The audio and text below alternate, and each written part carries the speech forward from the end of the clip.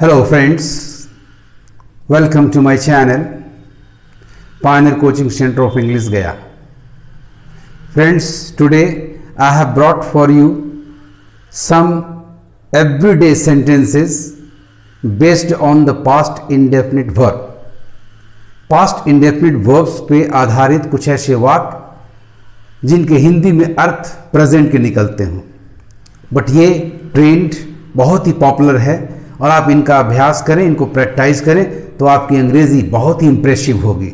आइए इस टॉपिक पर चलने के पहले इस वीडियो को लाइक कर लें और यदि आपने अभी तक मेरे चैनल को सब्सक्राइब नहीं किया है तो इसे सब्सक्राइब कर लें और साथ साथ बेल आइकन को प्रेस कर लें ताकि आपको लेटेस्ट नोटिफिकेशंस मिलते रहें। आइए फ्रेंड्स, टॉपिक को शुरू करते हैं। यदि आप कहना चाहते हैं कि मेरे सोने का समय हो गया है, मेरे सोने का समय हो गया है अर्थात अभी तक आपको सो जाना चाहिए था। वास्तव में सेंस यहां पास्ट का है, हिंदी भले ही इसकी प्रेजेंट में आ रही हो।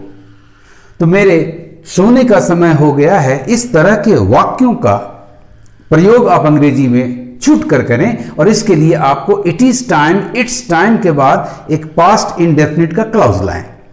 It is time, it's time के बाद subject plus main verb to etcetera का प्रयोग करें। सो आइए पहले सेंटेंस को हम इंग्लिश में बोलना सीखते हैं।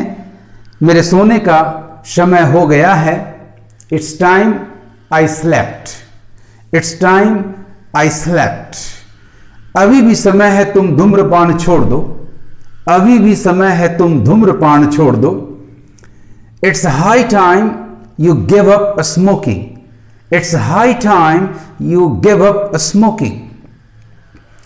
अभी भी समय है, उसके आने का समय हो गया है, उसके आने का समय हो गया है। It's time he came, it's time he came. उसके आने का समय हो गया है, इट्स टाइम ही केम। अभी भी समय है वह दुकान खोल दे, अभी भी समय है वह दुकान खोल दे। अभी भी के लिए इट इज के बाद, इट्स के बाद एडजेक्टिव हाई का प्रयोग करें। अभी भी समय है वह दुकान खोल दे। It's high time he opened the shop, it's high time he opened the shop. तुम्हारे जाने का समय नहीं हुआ है, it's no time you went. तुम्हारे जाने का समय नहीं हुआ है, it's no time you went. मेरे विचार से तुम बस से चले जाओ, मेरे विचार से तुम बस से चले जाओ। आई वुड रैदर, यहां मॉडल वर्ब वुड रैदर का प्रयोग करेंगे। पहले क्लॉज में subject plus would rather modal verb और दूसरे क्लॉज में subject plus past indefinite verb का इस्तेमाल करें। आप ऐसे वाक्यों में प्राथमिकता देते हैं। तो मेरे विचार से तुम बस से चले जाओ। You would rather, I would rather you went by बस, आई would rather you went by bus. मेरे विचार से मुझे रेलगाड़ी से जाना चाहिए। I would rather I went by train, I would rather I went by train। वह चाहता है कि मैं अब यहां से चला जाऊं। He would rather, वह चाहता है कि मैं अब यहां से चला जाऊं। He would rather I went away from here now, He would rather I went away from here now। तुम्हारे विचार से मुझे वहां नहीं जाना चाहिए। You would rather I did not go there, You would rather I did not go there। इस तरह से फ्रेंड्स, आप मेरे विचार से तुम्हें ऐसा करना चाहिए, मेरे विचार से तुम्हें ऐसा नहीं करना चाहिए। इसके लिए आप एक क्लॉज बनाएं subject plus would rather modal verb से और दूसरे क्लॉज में subject plus main verb two यानी पास्ट इंडेफिनिट की क्रिया लाएं। यदि आप कहना चाहते हैं समय पर आधारित मेरे दुकान खोलने का समय हो गया है, मेरे खेलने का समय हो गया है, तो इट इज टाइम, टाइम के पहले आप एडजेक्टिव ला सकते हैं। इट इज टाइम के साथ आप एक क्लॉज पास्ट इंडेफिनिट में लाएं। It is time plus past indefinite clause. Well friends, अब उन्हीं बातों को, मेरे सोने का समय हो गया, मेरे विचार से तुम्हें ट्रेन से जाना चाहिए, हम बिना क्लॉज के अर्थात बिना पास्ट इंडेफिनिट वर्ब के भी कह सकते हैं। आपको दोनों तरीकों में जो अच्छा लगे, मैं तो कहूंगा कि दोनों को प्रैक्टिस करें और कभी इस तरीके को कभी उस तरीके को रोज के प्रयोग में लाएं। आइए देखते हैं, यहां हम इन्फिनिटिव वर्ब का प्रयोग करेंगे।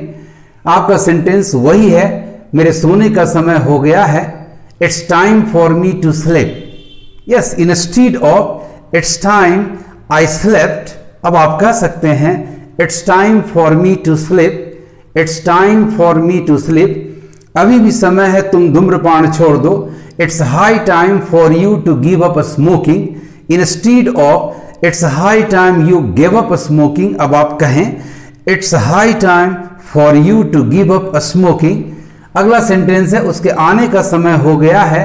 Now you can say it's time for him to come, instead of it's time he came के जगह पर आप कहें it's time for him to come, अभी भी समय है वह दुकान खोल दे।